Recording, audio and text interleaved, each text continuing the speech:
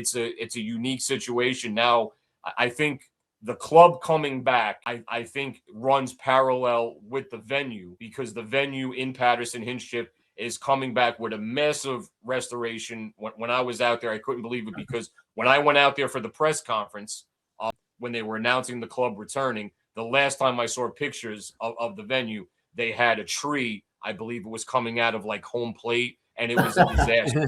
And it's being out there Saturday. I was out there early, walking around. They did a really, really, really nice job.